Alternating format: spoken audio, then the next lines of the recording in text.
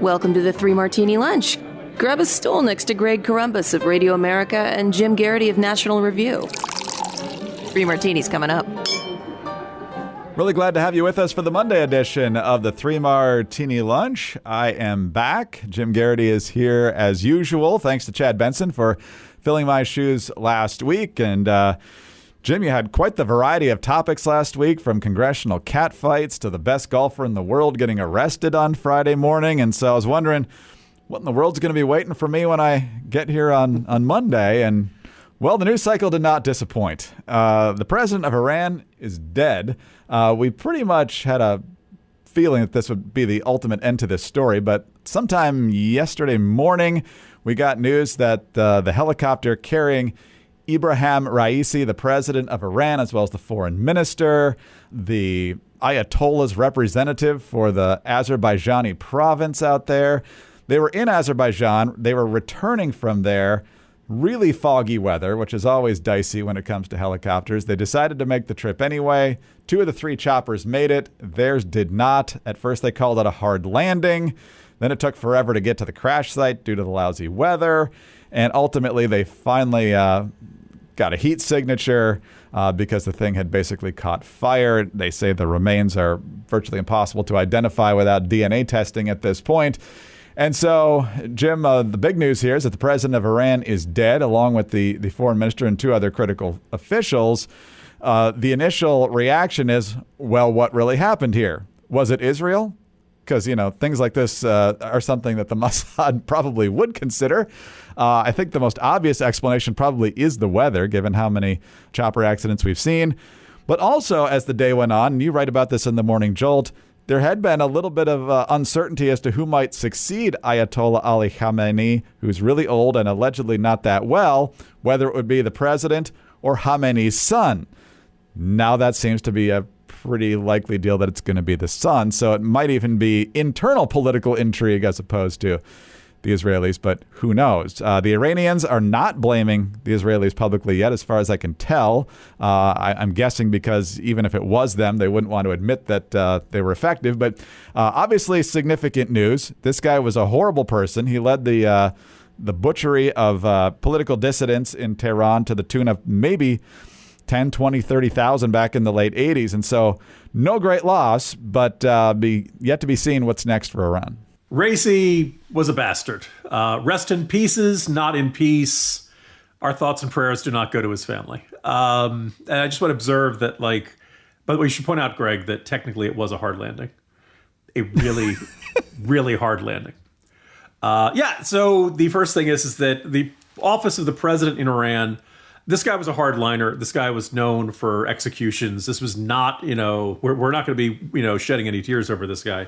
But we should not expect any dramatic changes in Iranian policies, no matter who replaces him. The Ayatollah Supreme Leader Khomeini is the guy you're remembering from the 80s. Khomeini is the guy who has the final say. The buck stops with him. Nobody expects that, Iranian policy will change. Khomeini, by the way, is 85 years old, which means he's one of the few people President Biden could say is really too old for the job. And even Bernie Sanders could say, wow, that guy's old. And so everybody's like, okay, well, who's going to take over as supreme leader? Well, this guy Raisi was one of the 2 guys. Obviously, this is very hush-hush. It's not openly discussed in Iran, but obviously there's a whisper network. And Raisi was considered a strong contender. And now he's not, because he's a dark smudge on the side of a mountain, which means Khamenei's son is, considered the current front runner. You never know exactly what's going to happen in Iran. But certainly, my first thought, being the thriller writer that I am, is like, okay, who benefits? Israel? Hey, you're just replacing one hardliner with another hardliner. Israel's got no real... Although it is worth noting, apparently Hamas repeated somebody's joke that a Mossad agent named Eli Copter was actually at the controls. Look, it's, Hamas is brutal. Not exactly a bunch of Mensa candidates, right? We can kind of, Also, for all the Hamas listeners we have out there, the word gullible is not in the dictionary. Go look it up. So the other thing that I did see, which is a somewhat more plausible, and by the way, as said, 99% chance that this was just a legitimate accident because of terrible weather conditions. If you saw any of the video of the rescue teams getting there, it looked like pea soup fog. And really, the fairest question is what pilot in his right mind would fly in conditions like that? I don't know a ton about helicopter piloting, but I do know that flying in mountainous areas is tougher. You get downdrafts, you get updrafts, you get crosswinds, lots of turbulence. It's tough to fly around mountains. Flying around mountains in really thick fog seems like a really bad idea and the sort of thing you should only do in the most desperate circumstances, not because, I really want to get back from Azerbaijan really quickly. So that appears to be that. But if there was, like I said, there's not much incentive for any of Iran's enemies to take out one hardliner only to see him replaced with another. But there was a complaint from the former foreign minister of Iran that this is America's fault because of the sanctions, that they could not they didn't have enough spare parts, they couldn't do the required maintenance, and that's why this crash happened. Now, if this is the case, attaboy, U.S. sanctions, good job. We should be sanctioning these guys up the wazoo. By the way, if you're an Iranian, do not get in a helicopter, right, for the foreseeable future. Because if they couldn't take care of the one the president was on, there's a really good chance they're not taking care of the one. By the way, how do you think those other helicopters feel? Really? We didn't put the president in the good helicopter? We put him in the worst of the three? I don't know about you, Greg. This is a feel-good story on a Monday morning. It is in a lot of ways, and to see the videos of people lighting off fireworks and toasting each other on the fact that such a hardline, repressive, essentially dictator of a president who, as you mentioned, still works at the behest of the Ayatollah, has met his demise, shows you that there is this burgeoning desire for freedom. We've seen it so many times from the Iranian people. We saw it after the 2009 elections where Ahmadinejad won, I think, just about every province by the exact same percentage. So they didn't even rig the election properly. So that led to the Green Revolution, which Obama promptly ignored. And so without that U.S. support, it kind of fizzled out. There's been other protests that have gotten huge responses in recent years, including the one Raisi put down against the women who refused to wear the hijab. And some estimates say as many as 500 people were killed in that repression, in addition to those who were imprisoned and so forth. This vice president, who will be in power until the next election, as I use with my fingertips there with the quotes, only 50 days before this totally joke of an election happens. But keep in mind that any sort of uprising now is going to be met with complete silence from this administration, which has been groveling to the Ayatollah the entirety of the Biden administration and the second half of the Obama administration. So if anybody's looking to make a major rally for freedom here, they're not getting any help from Washington. I was going to say, Iranians, maybe you want to wait 6 months, maybe a little bit more than that. February might be a much better time. Might not be. You never know how things are going to shake out. I'm just saying, if you're hoping for some American help, maybe you want to, hold your cards for a little bit. Just see how things shake out in a bit. Yeah, I have not seen a statement from the Biden administration yet, so be curious to see. We have not offered condolences. My understanding is that I'm not making this up. I saw this on Twitter. I could be verified, but that NATO had, which wow. Yeah, like a lot of European leaders, they still have trade deals with Iran, and they're I saw that the Saudis, under the name of Mohammed bin Salman, sent condolences. I'm like, that is the most disingenuous condolences you will ever see. MBS had to tape it 3 times without bursting out laughing. If the NATO statement really is true, it's right up there with Ireland offering condolences on Hitler's death. Kind of like, look, I know you're neutral, but that doesn't mean you have to play the nice guy every single time. So yeah, no doubt. Yeah. All right, let's talk about our first great sponsor for today, and that is ZBiotics. Because look, if you're toasting your friends about the death of President Raisi in Tehran or really anywhere, you still want to make sure that you're functional the next morning, and that's where ZBiotics comes in, because there is a surefire way to wake up feeling fresh after you have drunk the night before. Here's how it works. When you drink, alcohol gets converted into a toxic byproduct in the gut. And it's this byproduct, not dehydration, that's to blame for your rough day the next morning. ZBiotics produces an enzyme to break this byproduct down. Just remember to make ZBiotics your first drink of the night. Drink responsibly, and you'll feel your best the next day. Yeah, it's the world's first genetically engineered probiotic, and it works. I've got a colleague here who is very careful about how much he drinks because he doesn't want to feel horrible the next day. But as he got older, he said he was having more problems the next morning. So he tried Z-Biotics, had the exact same amount as he always does, and felt much, much better the next day. So go to zbiotics.com/3ml to get 15% off your first order when you use 3ml at checkout. Z-Biotics is backed with 100% money-back guarantees. So if you're unsatisfied for any reason, they will refund your money, no questions asked. Visit zbiotics.com/3ml and use the code 3ml at checkout for 15% off. Thank you, Z-Biotics, for sponsoring this episode and our good times. All right, Jim, on to our bad martini now. And we're still, like we said, waiting for a word from the Biden administration at the time of this recording for what happened to the Iranian president. But in terms of what Biden was doing over the weekend, demonizing and dividing is exactly what he was doing. He spoke at the commencement exercises for Morehouse College, an historically black college in Georgia.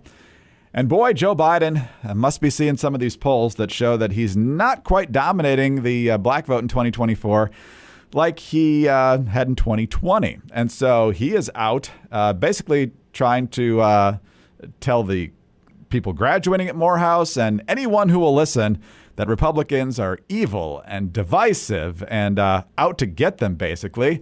First of all, here's Joe Biden trying to make a case for him being the savior of democracy and making it pretty clear he either doesn't know what democracy is or he thinks we don't. It's natural to wonder if democracy you hear about actually works for you. What is democracy? If black men are being killed in the street, what is democracy?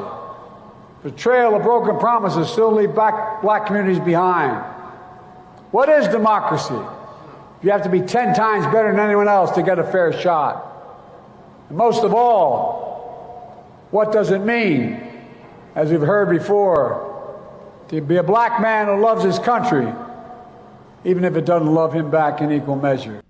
Well, that doesn't mean any of those things because democracy means that the people rule and, they have the consent of the governed to run the government. But he wasn't done there. He said many, many other things. One of them was that extremists on the right want to ban books and erase black people from history. Take a listen. Extremists close the doors of opportunity, strike down affirmative action, attack the values of diversity, equality, and inclusion. I never thought when I was graduating in 1968, as your honoree just was, we talked about, I never thought I'd be a president at a time when there's a national effort to ban books, not to write history, but to erase history. They don't see you in the future of America, but they're wrong. To me, we make history, not erase it. We know black history is American history. They don't see you in the future of America. Jim, that's right up there with they're going to put you all back in chains, like he said in 2012. This is demagoguery at its worst. Greg, I was going to say the comment that Mitt Romney was going to reinstitute slavery ranked as the worst. But I actually, as I was hearing that that from Biden in those audio clips, by the way, he, for a fiery orator, what I assume you'd want to bring out your inner Baptist preacher, he still doesn't sound his voice still sounds weak. He still sounds like a guy who turns 82 right after the election. I also was thinking of the you ain't black if you're not voting for me comment. Joe Biden has always walked around thinking that he is the blackest white man in America, and I don't. America's African Americans could not be reached for comment on whether Joe Biden genuinely qualified as the blackest white man in America. He also is the same guy who boasts about how he was good buddies with segregationists in the Senate, how Delaware was a slave state, and all of his other infamous comments about those Shylocks, the wisest man in the Orient, and all these other times he's used language that most people would say is at least archaic, if not outright racist. If you really want to paint a portrait of America as a land of widespread, vicious racism, and limited, if any, opportunities for African Americans, and just this, dystopian hellscape. Greg, who's been president for the last 3.5 years? This is the guy who's supposed to be telling us how great things are. And he's painting a picture of, things have never been worse and or that they have not gotten any better. And that great news, African Americans, the only thing standing between you and absolute destruction is Joe Biden. Look, we've always seen this demagoguery in Biden going back for lots of years. I do think that there's I get a whiff of desperation from that. But you got to wonder, by the way, how the Morehouse graduates felt of their, commencement ceremony turning into this, not just partisan pep rally, but this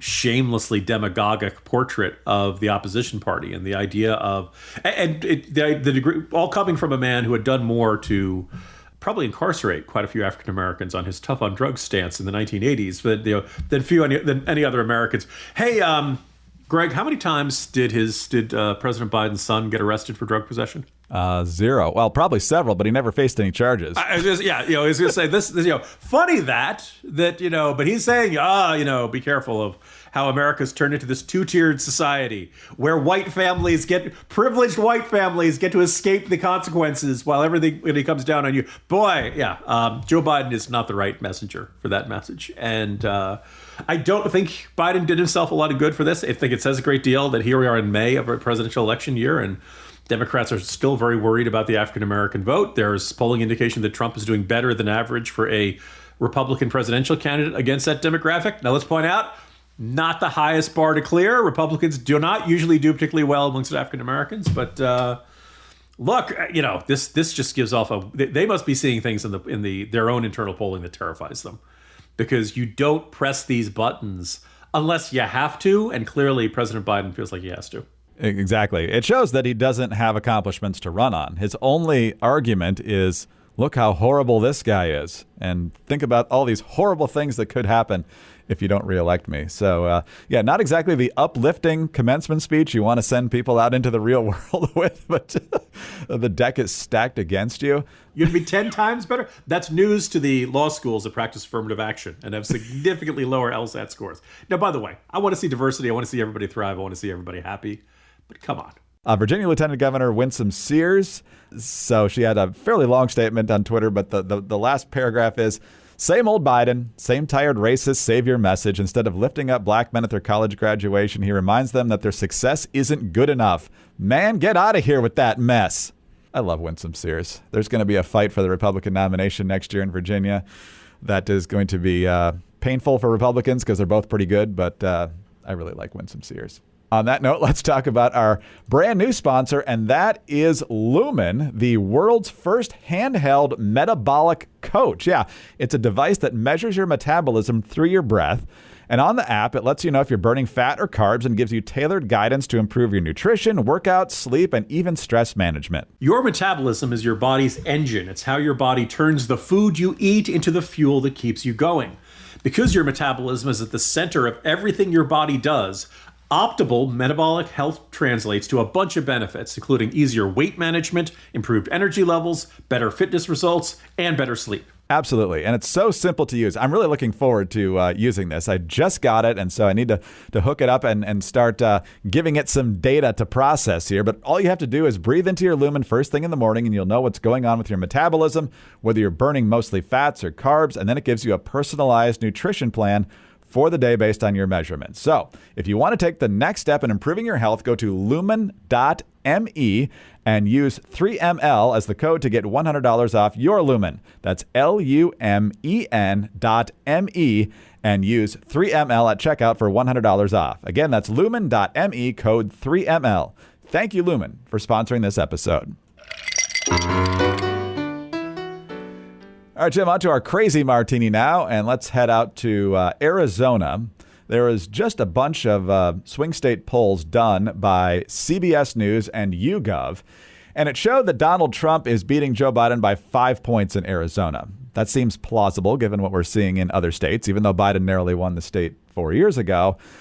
But the shocking news here is that while Trump is winning, thanks mainly to issues like the border chaos and inflation, while abortion definitely tilts more in Biden's favor there, the Senate race has suddenly gone lopsided. The far-left candidate, Ruben Gallego, is now at 49%, compared to Carrie Lake at 36%. Kirsten Sinema, of course, the independent, ultimately deciding not to run for re-election because her numbers did not look good. But this had been a nip-and-tuck race. It's certainly a winnable race. Arizona is not a far-left state, even though Gallego is far-left. But Carrie Lake has so much political baggage here, Jim, from not acknowledging the results of the gubernatorial race that she lost in 2022 to her massive flip-flop on abortion as soon as the Supreme Court there said that the law from the 1860s applied until the legislature did something else, or would apply if the legislature didn't do anything. All of a sudden, when it was only life of the mother, Carrie Lake gets all pro-choice and says, well, it really should be. Who am I to tell anybody not to abort their child? And so all of a sudden, Carrie Lake is flip-flopping like a dying fish on a dock on all these critical issues. And surprise, surprise, people aren't that excited about her. And so the weird part here, Jim, in addition to the fact that the Republicans are way behind in a winnable race, is that so many Republicans on Twitter and beyond are just kind of glum and saying, I guess we're going to lose this one, too.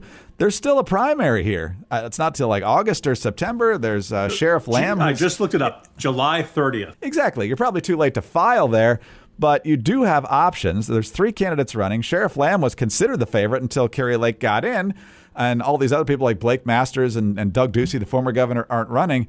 You've got options who are going to pull much better than Carrie Lake, but Republicans just seem to be resigning themselves to the fact that they're going to lose this seat. It's insane. Greg, I just want to give listeners in Arizona a quick review of the options not named Carrie Lake that that all look really appealing.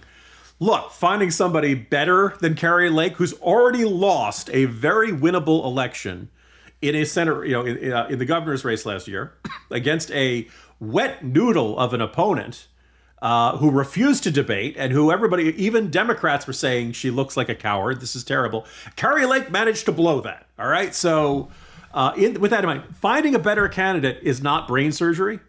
But it just happens that one of the candidates is a neurosurgeon. So you know what, Beth Ray? Look, I don't know. She seems conservative. Got a nice big picture of Reagan on the website. Maybe she's terrible. But you know what? One, God forbid you crack your head open. She probably could do something good about it. So she's got that going for her. I would imagine she's going to know at least a little bit about healthcare.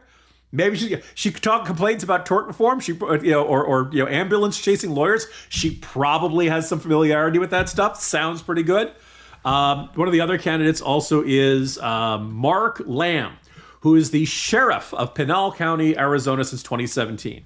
Now, I don't know a ton about him either, but he's been law enforcement. He's been calling for border enforcement. I'm sure he's dealt with illegal immigration or the consequences of illegal immigration in law enforcement. That seems like a good resume. That seems like something interesting to have. And I just want to point out that on Ballotpedia, there's a third candidate, Dustin Williams, who is running as a write-in. And judging, because usually they put the face of a candidate, as far as I know, Greg, Justin Williams does not have a face. He just has that blank space. So, I mean, normally that would hold you back. But you know what he's got going in this primary that not every candidate has? He's not Carrie Lake. That's a really big advantage in the general election. Like, you just run ads. Justin Williams, no face, not Carrie Lake. And I think he'd get 45% minimum. So that's your option. Like, Arizona Republicans, you don't have to throw this one away. You don't have to do this. You can pick either one of them. Like, this is like a game show. Door number 3. I don't know a ton about either one of these, but I know that Carrie Lake is a losing candidate. She's running way behind Trump. This is like where the top of the ticket is winning. You should be at least close, and she's not close. And I know Ruben Gallego's like, I'm a very centrist. No, he's not. He's very progressive.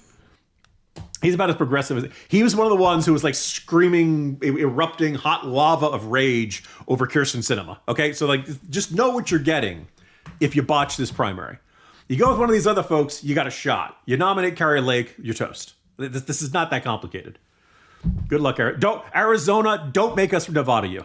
Don't make us say, way to go, Arizona. Way to go. You don't have to do this. Yeah, he's so progressive that even Flo from the Progressives like, I can't go that far. So Jim, good to be back with you. We'll do it again tomorrow. See you then. See you tomorrow, Greg. Jim Garrity, National Review. I'm Greg Corombos of Radio America. Thanks for being with us today. Please subscribe to the podcast if you don't already, and tell your friends to do it as well. Thanks also for your 5-star ratings and your kind reviews. Please keep those coming. Get us on your home devices. All you have to say is play 3 Martini Lunch Podcast. Follow us both on X. He's at Jim Garrity. I'm at Dateline_DC. Have a terrific Monday and join us again on Tuesday for the next 3 Martini Lunch.